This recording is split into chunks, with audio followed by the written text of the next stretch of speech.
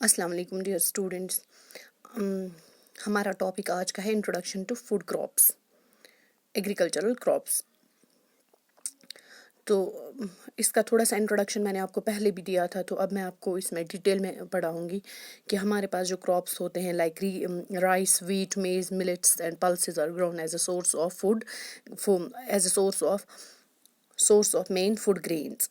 तो हमारे पास जो राइस होता है, जो चावल हम खाते हैं, वीट, गंदम, मेज़, मक्की, तो मिलेट्स, पल्सेस, दालें वगैरह, ये ग्रो हम इसलिए करते हैं ताकि हमारा मेन फूड ग्रेन बन जाता है। कि हमारा कहीं कहीं पे आप देखेंगे कि राइस स्टेपल फूड होता है, कहीं उसके बाद wheat is the main food crop and staple food crop of northern India. जैसे गंदम की रोटी खाते हैं नॉर्दर्न इंडिया में बहुत ज़्यादा, jowar, bajra and ragi are the millets grown in India.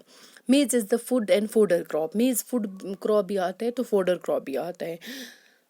और बाकी वगैरह मतलब दालें जैसे moong dal, masoor dal, urad dal, peas and grams, these are major dal, major pulses. जो ये कुछ कुछ बड़ी बड़ी दाल से कुछ कुछ ऐसी मेजर पल्सेस होती है जो हमारे कंट्री में ग्रो की जाती है।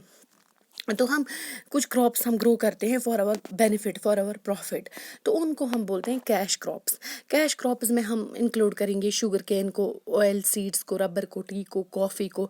These are grown in different geographical regions of India. ये डिफरेंट रीजन्स ऑफ इंडिया में ग्रो की जाती हैं।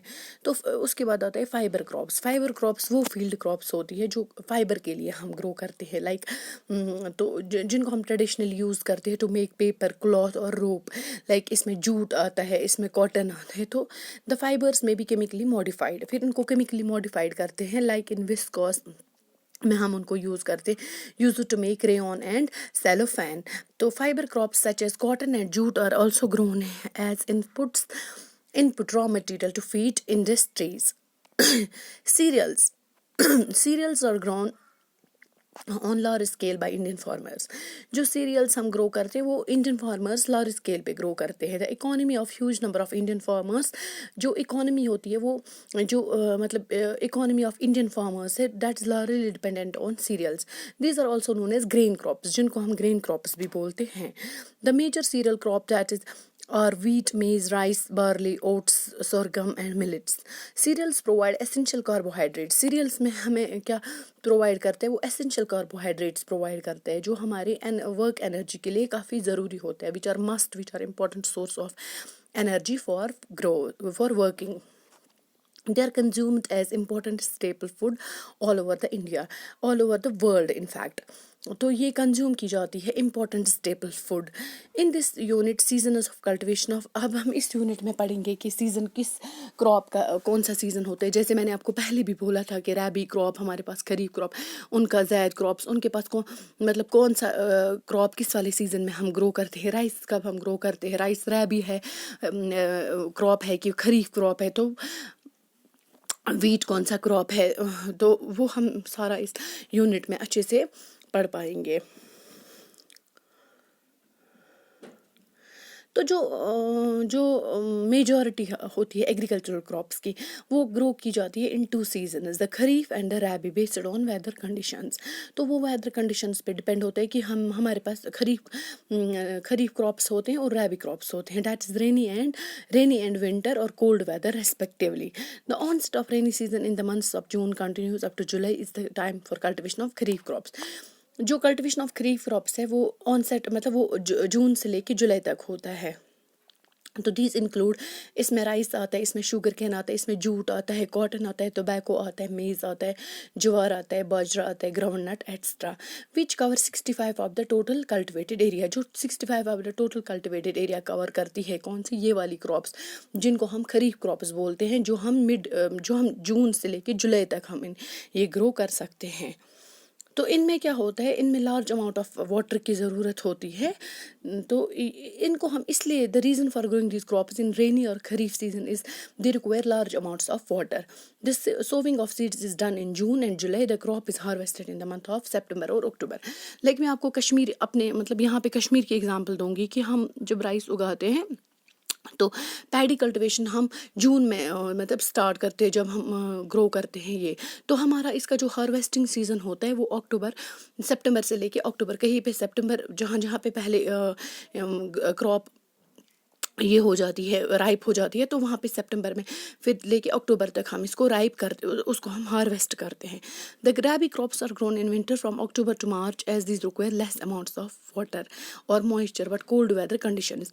तो rabi crops हम करते हैं अक्टूबर से लेके मार्च तक हम इनको ग्रो करते हैं, क्योंकि इनमें काफ़ी मतलब वाटर की मिकदार जो होती है वो काफ़ी कम चाहिए होती है, और ये वो कोल्ड वेदर में अच्छे से सर्वाइव करते हैं। The rabi crops are cultivated in 33% of the area under cultivation। तो 33% of our 65 covers kharif crops and 33% हमारा rabi crops के अंडर आ जाता है area. These crops include wheat, barley, gram, mustard, linseed, etc। जैसे आपने देखा होगा कि wheat, गंदम, barley, maize, ये grams, mustard, linseed वो हम कब कब grow करते हैं rabi season, winter season में। The sowing of seeds is done in October and crops are ready for harvesting in March and April। तो हम ये अक्टूबर में ग्रो करते हैं, तो उसके बाद हम ये क्रॉप्स रेडी करते हैं for harvesting in March and April. There are many crops which are cultivated throughout the year. मतलब बहुत ऐसी क्रॉप्स होती है, बहुत से ऐसे क्रॉप्स होते हैं जो हम करते हैं grow through out the year under irrigated conditions from artificial source of water. Under irrigated conditions मतलब जो जहाँ पे हमें आर्टिफिशियली वाटर देना पड़ता है, तो जहाँ आर्टिफिशियल सोर्स ऑफ वाटर होगा तो वहाँ से हम मतलब वाटर उनको देते हैं और वो थ्रू आउट द ईयर हम कल्टिवेट करते हैं। उन क्रॉप्स को हम बोलते हैं zaid crops. We all know that about 60% of the cultivated land area for agriculture production depends upon the monsoon season, but with well developed irrigation system and technology in the country, cultivation of rainy season crops such as rice and maize are grown throughout the year। तो अब क्या हो गया है कि पहले तो इसी पे डिपेंड होता था, लाइक इरिगेशन पे ही, लाइक रेन वाटर पे डिपेंड होता था। तो अब हम जो कुछ क्रॉप्स ऐसे हैं कि जो हम थ्रू आउट द ईयर करते हैं, क्योंकि थ्रू आउट द ईयर हम वो ग्रो कर सकते हैं, क्योंकि उनमें हम आर्टिफिशियली इरिगेशन अप्लाई करते हैं। हमारे पास ऐसी टेक्नोलॉजी, मतलब आज इंडिया के पास ऐसी टेक्नोलॉजीज़ है तो जो इरिगेशन इन क्रॉप्स को अच्छे से प्रोवाइड करती है। The important Zaid crops include rice, maize, melons, groundnut, watermelons, cucumber, leafy and tuber vegetables, etc. Now, what are crops? अब इसमें crops क्या है? Plants that are cultivated and harvested for commercial purposes and used by humans are called crops। Plants ऐसे पौधे जो हम cultivate करते हैं और harvest करते हैं for commercial purpose के लिए, और जो use करते हैं by humans, which are used by humans, those are called crops। Crops can be grown for food। हम खाने के लिए क्रॉप्स उगाते हैं, medicine, fuel, fibre, raw materials extra. The food that we consume in our daily meals such as rice, wheat, maize, barley, pulses extra, these are grown in the fields of the farmers। Crops may also give us spices, sugar। crops include करते हैं spices, मसाले, sugar, fruits, vegetables, oils, tea and coffee। Some crops provide us with other useful products such as jute and cotton। Now we have major crops। अब इसमें major crops, तो major crops पढ़ेंगे इंशाल्लाह। ये हमारा कल का टॉपिक रहेगा मेजर क्रॉप्स। तो आज के लिए आपको थोड़ा सा इंट्रोडक्शन इसमें हो गया कंप्लीट। तो कल हम स्टार्ट करेंगे विद मेजर क्रॉप।